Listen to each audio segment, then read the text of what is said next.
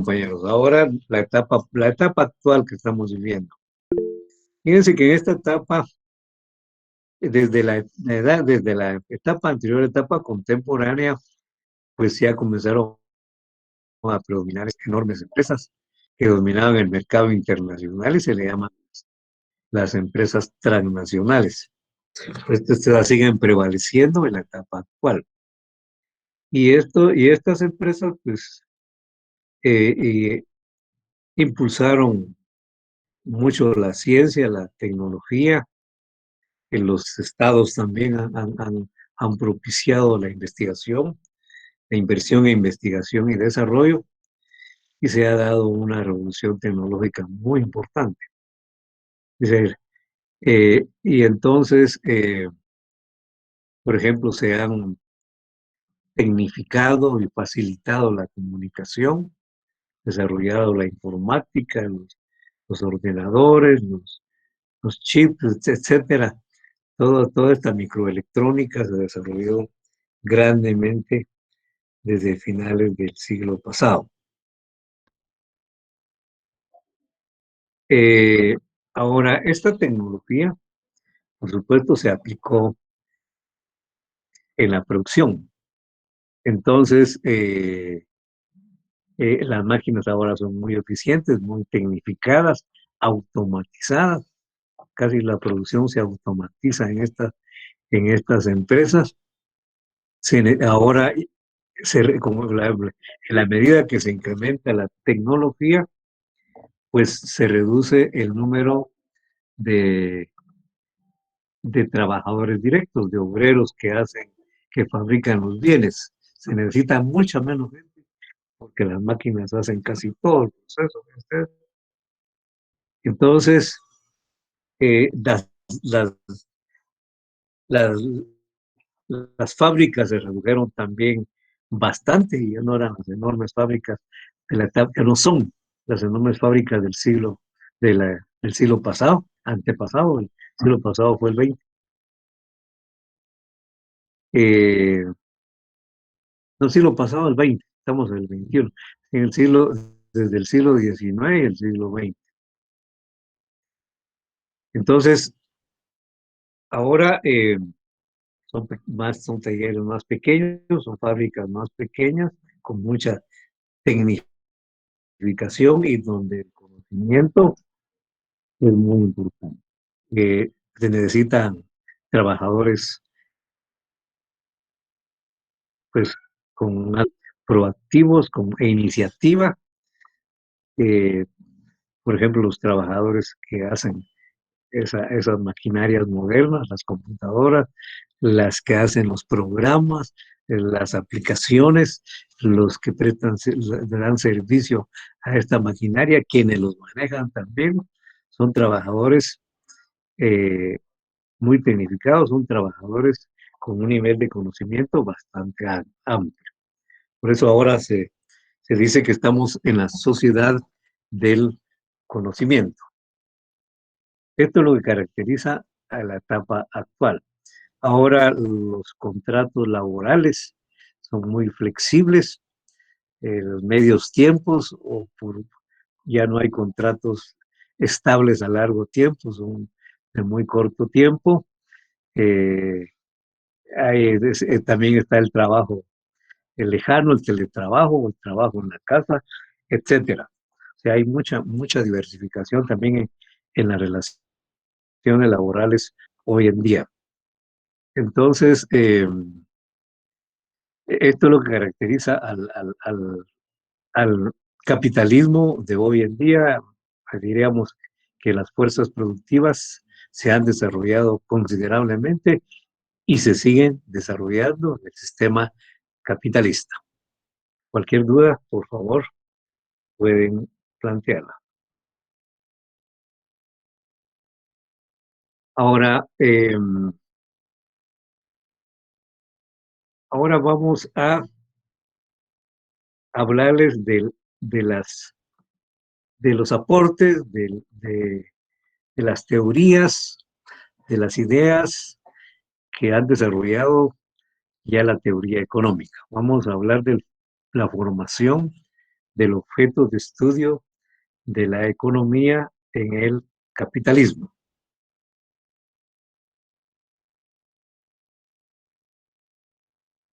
Miren, pues jóvenes, aportes teóricos de diversos autores y diferentes corrientes que se han desarrollado en el sistema capitalista. Y entonces vamos a regresar nuevamente a principios del capitalismo. Esa, esa primera etapa, la edad moderna o etapa moderna, que también se le llama el mercantilismo. Bueno, ahora vamos a verlo más que todo como un aporte teórico. Bueno, fíjense que este grupo, yo les hablé de los comerciantes, el nuevo grupo. Y fíjense que los comerciantes en esa época ponían sus toldos, sus tiendas, sus champas en lugares donde pasaba mucha gente para vender sus productos. Eh, y fíjense que a esas tiendas o toldos les decían los burgos. Si quiera que pasaba gente, ahí ponían en sus tiendas, así como hacen en los municipios, se ponen sus tiendas los comerciantes, le pasa a toda la gente. Pues se llamaban burgos. Y entonces a estos comerciantes les comenzaron a llamar los burgueses. Poco a poco, pues se convirtieron en un sector rico, ¿va? Ustedes bien vestidos, bien chancles, los burgueses. Además de eso, desarrollaron la investigación, el arte, eh, las ciencias y también, por supuesto, la, la economía. Ahora, este grupo de comerciantes, fíjense que ya se desvinculó, porque no los quería mucho Santo Tomás, eh, ya se desvinculó de, de, de las tradiciones y de las prácticas religiosas, y cuestionaron mucho ya las prácticas y las teorías religiosas.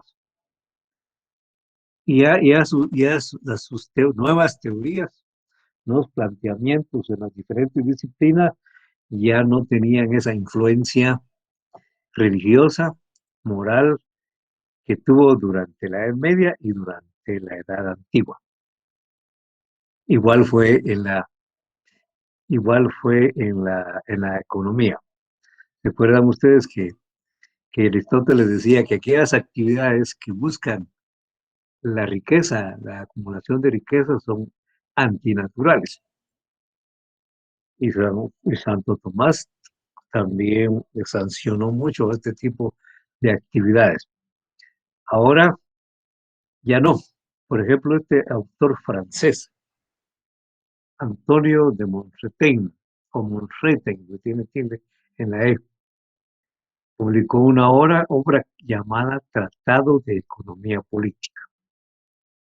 En ella define a la economía como la ciencia de la adquisición de la riqueza.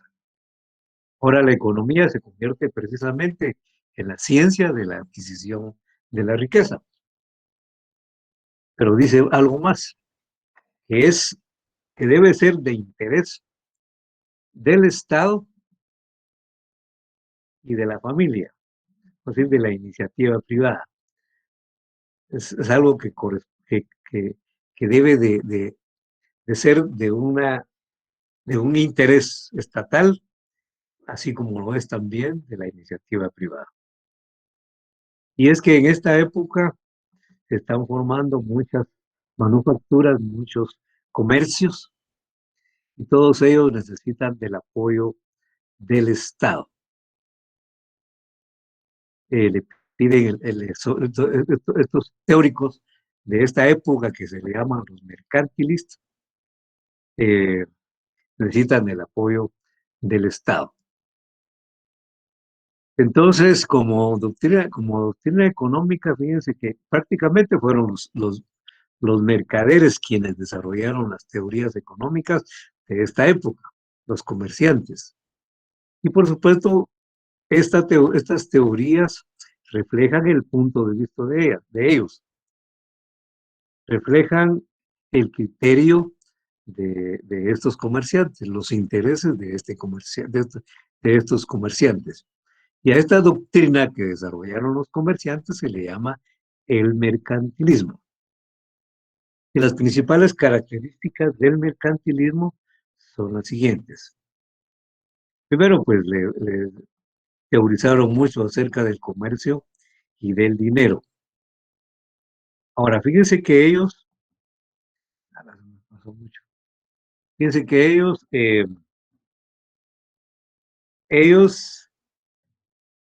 decían que, como vimos anteriormente, que, que la economía es la ciencia de la adquisición de la riqueza. Para ellos, la riqueza era el dinero.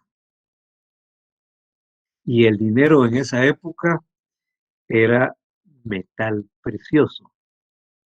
Eran monedas de oro y plata. Metal precioso era dinero contante y sonante. Ahora, ellos decían que la, la fuente de obtención de la riqueza era el comercio, pero principalmente el comercio exterior. Para que la riqueza de un país creciera, tenía que haber comercio con otros países. Ahora, para que efectivamente ingresara riqueza al país a través del comercio, había que vender más que lo que se compraba. Las exportaciones tenían que ser mayores que las importaciones. No significa eso la teoría de una balanza comercial favorable. La balanza comercial es favorable cuando las exportaciones son superiores a las importaciones, porque cuando se exporta, se dan bienes y se recibe dinero. Y lo contrario, pues cuando se importa, eh, se da dinero, se va el dinero, ¿verdad? Se va para otros países y entran mercancías. Entonces había que exportar más. Ahora, para que esto sucediera, el Estado debía tener un papel protagónico. Era partidario de la participación estatal en la economía. Y precisamente por eso es que le llaman economía política, porque eran de criterio que el Estado debía de participar, debía de intervenir, debía regular la economía. El Estado debía de buscar mercado a los productos de los manufactureros y de los comerciantes locales que hagan tratados comerciales con otros países para vender sus productos. Pero también internamente debe asegurar que los productores vendan sus productos. Por ejemplo, si en este país se produce tela de lana, entonces que el Estado proteja a estos productores. Por ejemplo, podría ser que, que no permita la importación de tela de lana de otros países. Pero esto puede ser arriesgado porque lo mismo pueden hacer otros países con nuestros productos. Entonces se pueden tomar otras medidas como establecer cuotas de importación, es decir, que se importe una determinada cantidad, no más. Licenciado, disculpe que le interrumpa. ¿Sí? ¿Será que ¿Me podría volver a repetir lo de la lana? Es que no mucho lo entendí, disculpe. ¿Lo de qué? ¿Lo de qué dice? Estaba diciendo de la lana, lo de la exportación y la importación. No, Es que pero, no me pero no, pero eso es en general, no solamente de la lana, sino de sino cualquier que es un producto, producto, ¿verdad? de cualquier producto. Ah, gracias. Lo que trata es que se venda más a otros países que lo que se compre. Eso es en esencia, ¿verdad? A eso se le llama la balanza comercial favorable, Gracias, que las licenciado. exportaciones sean mayores que las importaciones. No, gracias ahí por preguntar, está bien, porque puede ser que no le haya quedado también claro a otros compañeros. Ah, Pues sí, bien, no, bueno, sí. entonces otra medida es que se deje importar lana, por ejemplo.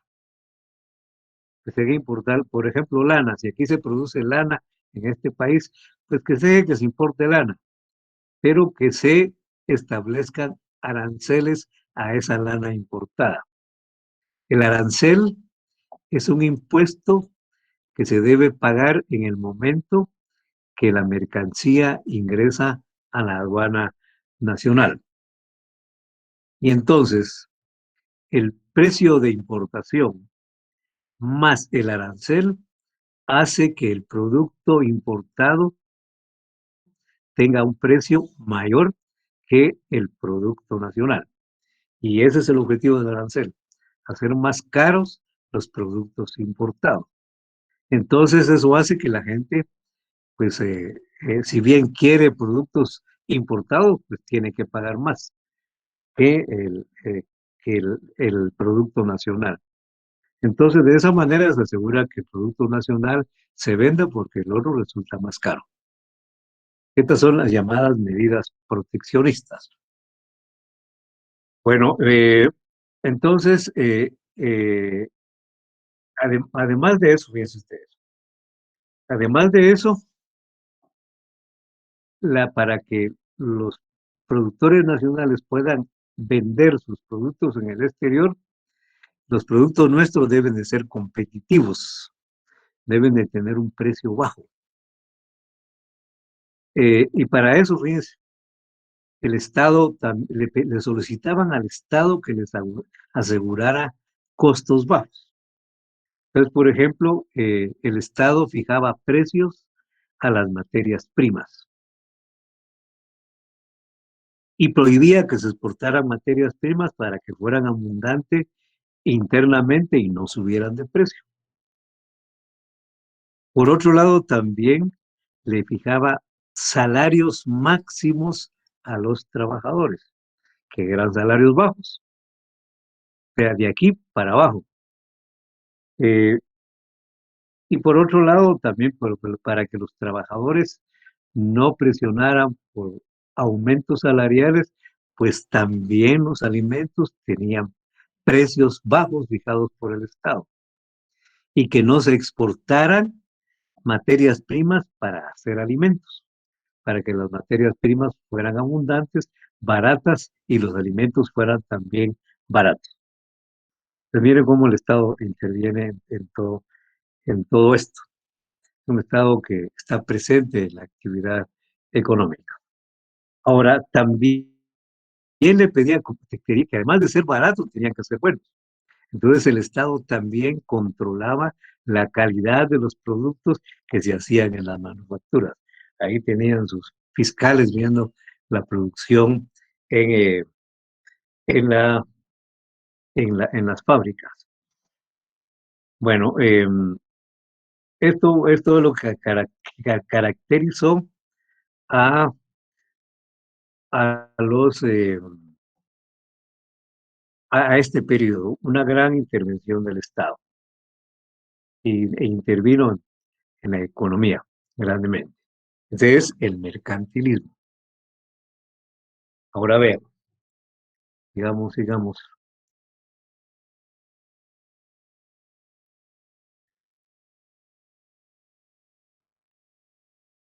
Pero este de aquí me falta. ¿Qué pasó con mi otra? Yo borré la otra parte. Ustedes, a ver qué pasó. Fíjense que como que se me borró. Ahí es buena parte la que hace falta. Que no, ahorita un momentito voy a ver si tengo otra. No, no fue usted el capitalismo. Ay, Dios mío. Bueno, fíjense que se me borró una parte y ya es bastante trabajo esto, hombre. Bueno, yo se lo puedo trasladar. Voy a tener que rehacer otra vez las fichas porque no, ya no están completas, hombre. Bueno, fíjense que, ¿aquí no? Aquí está. Aquí está, aquí está, aquí está. Bueno, fíjense que ahora viene, ya esto sucedió del siglo XV a mediados del siglo XVIII. Pero a mediados del siglo XVIII, en Francia, en Francia, fíjense que en este país, bueno, mejor primero, en otros países, en, por ejemplo, en Inglaterra, en los Países Bajos, ya se había desarrollado grandemente la industria. Ya se producía en gran escala en estos países y era una producción industrial ya del siglo XVIII, final del siglo XVIII, principios del siglo XIX. Pero en Francia estaba atrasado todavía y las actividades más importantes eran la agricultura y la ganadería, principalmente la agricultura. Pues fíjense que les voy a contar cómo se producía, se realizaba la actividad agrícola en Francia. En primer lugar, fíjense que estaban los, los dueños de la tierra, los dueños de grandes extensiones de tierra, herederos de la nobleza feudal en Francia. Pero estos nobles feudales no trabajaban la tierra, no invertían en ella, entonces la daban en arriendo, la alquilaban, arrendaban sus tierras. Había otras personas que no tenían tierra y entonces ellos tomaban en arriendo estas tierras, pagaban una renta a estos terratenientes y podían usar la tierra. Estos son los arrendatarios de la tierra. Aquí dice, miren, los arrendatarios de la tierra. Y que se les llama también se les llama arrendatarios capitalistas porque ellos también invertían en la compra de los insumos para las actividades agrícolas, compraban los utensilios y aperos de labranza y también contrataban a los obreros agrícolas. Están los obreros agrícolas. Este otros obreros agrícolas es el tercer sector que, que intervenía en la producción agrícola. Por un lado estaban los terratenientes, por otro lado los arrendatarios capitalistas y por otro lado los obreros agrícolas. Pues bien, de esa forma se producía en Francia. Ahora, fíjense que en el siglo XVIII, mediados del siglo XVIII, la economía francesa entró en una crisis. Cuando hay crisis, lo que sucede es que las cosas que están a la venta no se venden. La gente no demanda, la gente no las compra. Y bueno, cuando no hay compra, pues hay problemas porque eh, se reduce la producción. Fíjese, por ejemplo, bueno, y son muy afectados las personas que invierten en esta producción. Pero por otro lado, en Francia, que dominaba la política mercantilista. Fíjense que la política mercantilista prohibía la exportación. Por ejemplo, algún arrendatario que se dedicaba a la producción de trigo. Había crisis, no vendía el trigo. Y por otro lado, el Estado prohibía que el trigo se exportara. Entonces, estaban afligidos los arrendatarios capitalistas. Les afectaba, tampoco le podían subir al trigo el precio porque el Estado fijaba los precios del trigo. Entonces, eh, estos señores tenían que pagar la renta, tenían que pagar salarios, tenían que recuperar su inversión y en esas condiciones la cosa estaba muy difícil. Entonces, las medidas mercantilistas les afectaban grandemente.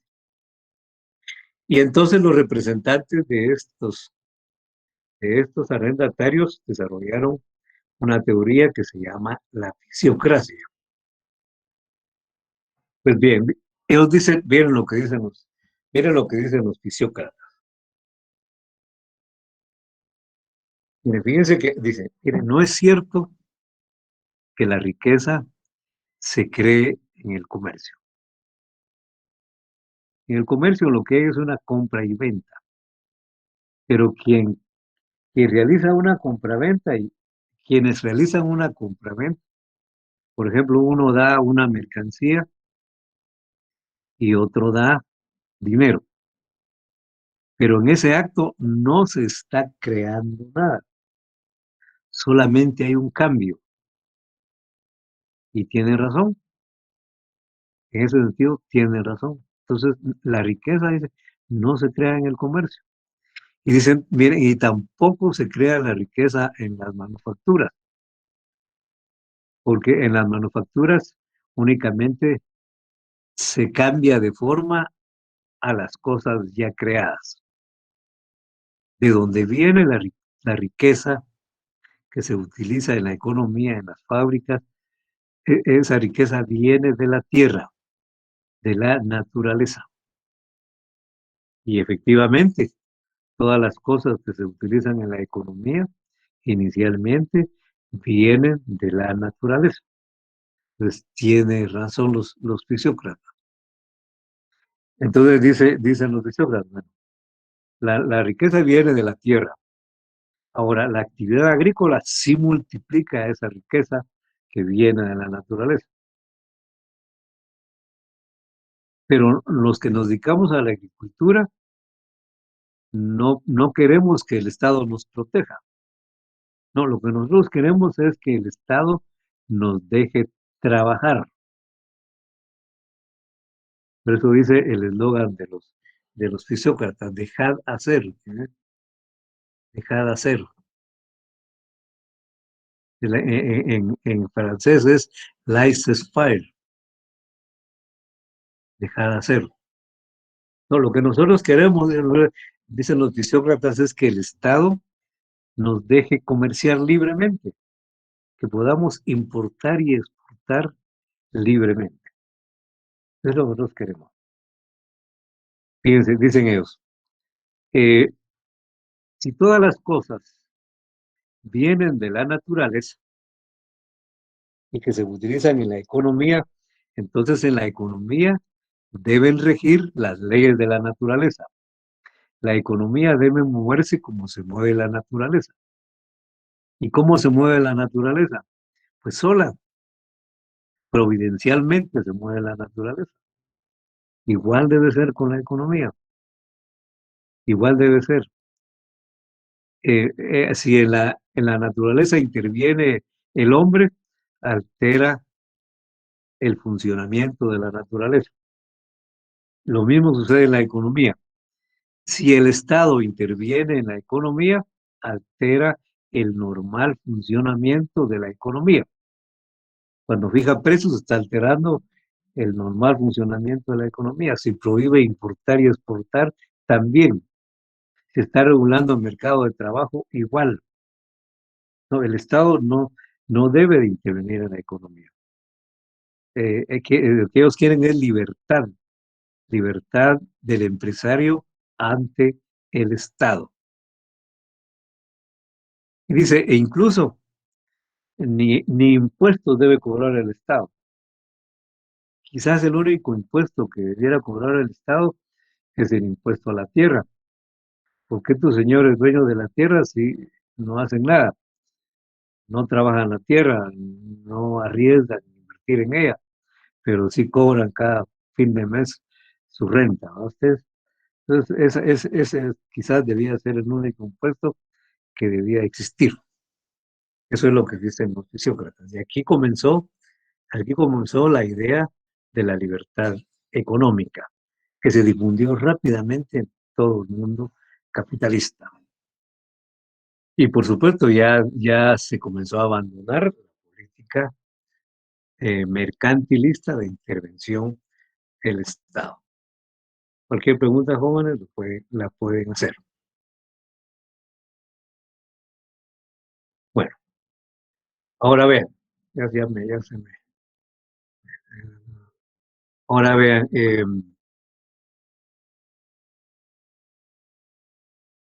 ahora viene esta otra, esta otra teoría, otra doctrina que se llama la economía política clásica inglesa. Y esto de clásico, los clásicos de la economía porque es muy importante la teoría esta. Prácticamente se considera que estos autores son los que impregnan a la teoría económica de un carácter científico. Son los que sistematizan los diferentes temas de la teoría económica. Por eso son muy importantes los clásicos. Básicamente son dos autores, Adam Smith y David Ricardo. Pero el más importante es este que lo puso, ¿no? No sé cómo es este, mira. Eh, es, eh, es Adam Smith. David Ricardo también, pero repito, es más importante Adam Smith. Pues ahora, así, igual que hicimos con los autores griegos, vamos a decir qué fue lo que aportaron ellos a la teoría económica. Y básicamente fue lo siguiente, vean, lo vamos a ampliar un poquito cuando hablamos de cada uno de estos autores. Primero, de que plantearon las bases de del valor, la teoría del valor por el trabajo humano, la teoría de la distribución de las rentas, de la plusvalía, de la ganancia, también de la división de la sociedad en clases sociales según sus ingresos. Y también la teoría del dinero, entre otras teorías. Ahora veamos qué, qué dijo, por ejemplo, William Petty respecto. Yo dije que tanto mover esto se me ha desordenado esta cuestión. Fíjense que, por ejemplo, eh,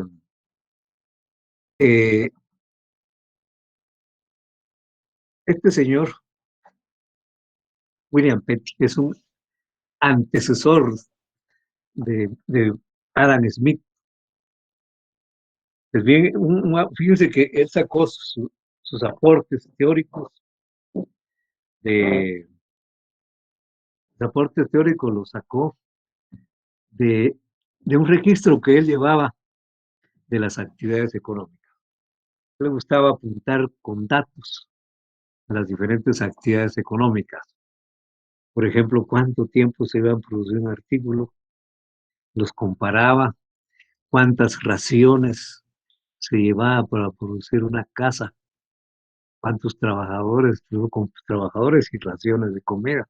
Por ejemplo, llevaba mucho dato estadístico. Por eso se dice que William Petty es el fundador de la estadística. Entonces, por supuesto que todos eran a pura mano, fíjense usted, pero llegó, se dio cuenta de lo siguiente. Por ejemplo, calculó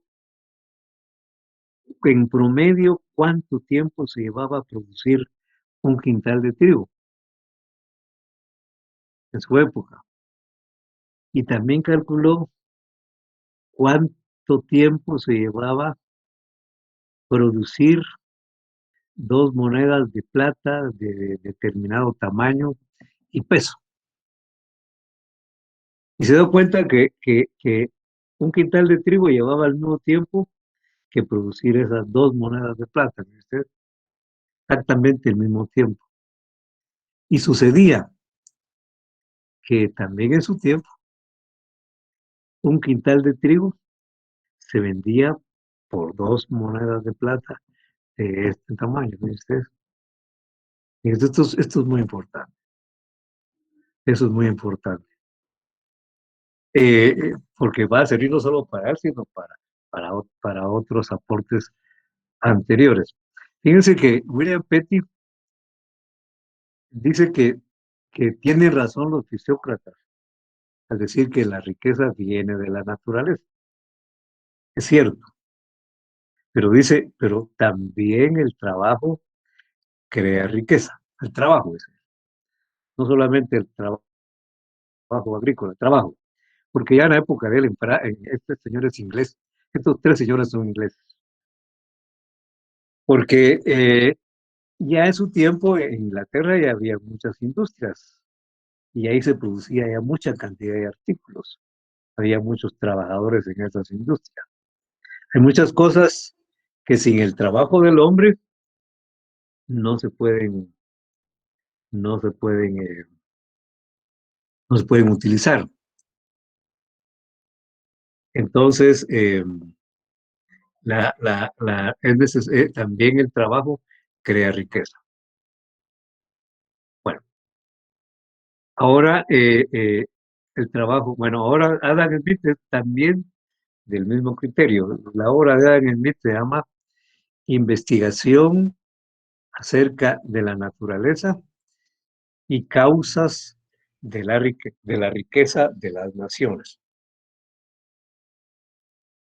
Bueno, pues, en esta obra él, bueno, toma la idea de William Petty, que la riqueza la crea la naturaleza y también el trabajo.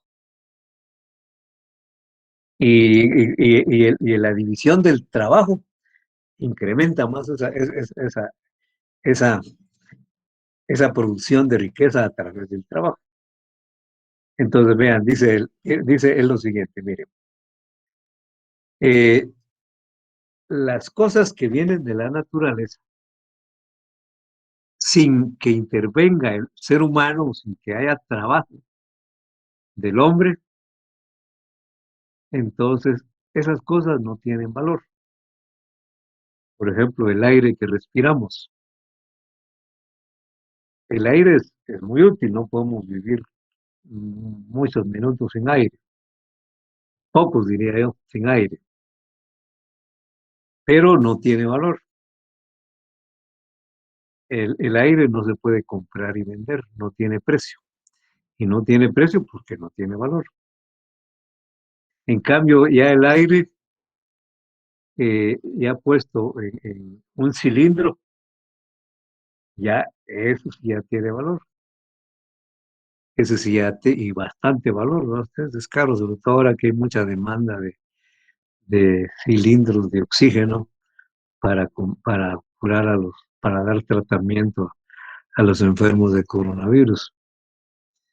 Entonces, eso sí tiene valor. La luz que da el sol no tiene valor, pero la luz de una bombilla, eso sí tiene valor. Bueno, eso es muy importante. También dice que, también él afirma también él afirma que el, el trabajo es la medida de todo valor. la medida de todo valor. Es decir, vea, un, una cosa que lleva mucho trabajo, una cosa que lleva mucho trabajo, ¿no? Una cosa que lleva mucho trabajo, que cuesta mucho producirlo, tiene mucho valor. Y una cosa que lleva poco trabajo, que cuesta poco trabajo elaborarla, tiene poco valor. De manera que el trabajo también es medida de valor. Esa es la teoría del valor trabajo. Entonces dice, por ejemplo, miren, aquí por ejemplo, en Inglaterra, ¿verdad? Todos los obreros de estas fábricas son los que le dan valor a todos los productos con su trabajo. Ahora, fíjense, por ejemplo, un obrero que, un obrero que fabrica una mesa. Bueno, cuando se vende esa mesa tiene valor porque es producto del trabajo del carpintero. Cuando se vende la mesa, una parte del valor de esa mesa es el costo de las materias primas, materias auxiliares y el desgaste de la maquinaria. Eso hay que invertirlo nuevamente en la fábrica para producir otra mesa. Pero de ese valor de la mesa, de ahí sale también, fíjense, el salario de los trabajadores. Sale también la ganancia de los capitalistas. Y si es un trabajo, o si se ha utilizado la tierra o se ha alquilado tierra, también hay que pagar la renta de la tierra. Fíjese, de ese valor del producto. Entonces dice Adam Smith, mira, entonces quiere decir que la ganancia que obtiene el capitalista, pues es un valor también creado por el obrero. Ahora dice también otra cosa. Mire, según el ingreso que perciba cada persona, pertenece a una determinada clase social. Le habla de las clases sociales. Si, por ejemplo, los que reciben un ingreso que se llama salario, pertenecen a la clase social ¿a qué clase social pertenecen los que reciben salario? El, obreros, no. Sí, es la clase obrera, ¿no? La clase de los obreros. Los que reciben ganancia pertenecen a la clase, ¿qué clase? Capitalista. Ah, exactamente. Capitalista. Hay tres clases sociales, obreros, capitalistas y los que reciben renta de la tierra, ellos son terratenientes. Pues en la época de él plantea tres clases sociales, obreros, capitalistas y terratenientes. Bueno, fíjense que también David Ricardo no vamos a entender mucho. La razón es porque él, por supuesto, desarrolló y afinó la teoría de Adam Smith. Pero básicamente, por eso es importante, pero las ideas, las ideas principales las planteó inicialmente Adam Smith. Entonces, eh, y yo con esto pues termino la clase del día de hoy. Solo bueno, el lunes tenemos clase, con usted vamos a poder tener clase el lunes y el viernes. Entonces, eh, nos vemos ese día. El contenido del examen es la primera unidad del libro. Comiencen a leerlo. No sé si con ustedes ya hemos resuelto algún ejercicio, compañeros. No, Bueno, no, entonces háganme un licenciado. favor. No, Para el próximo día, No, fíjense que ya podemos resolver varios ejercicios que ya hemos visto esta teoría. Vamos a ver. Resuélvame, por favor, de la página número 20. Ejercicio de la página 20. Esos son los primeros temas que nosotros para el próximo día. Tenemos la 20, solamente también la de la página 30, creo que es el otro, sí, exactamente. La página 30 y el de la página 36. Página 20, 30 y 36. Y lo vamos a resolver aquí en clase, pero tráiganme ustedes, por favor, ya tráiganlo hecho para ver cómo ustedes lo hicieron. Licenciado, Página disculpe. 20, 30 y 36. Por favor, Licenciada, licenciada, disculpe, ¿puede volver a repetir porque casi no les entendí, porque es como interferencia? bueno, resolver, vamos a poner aquí el se me mira. Resolver con mayúscula.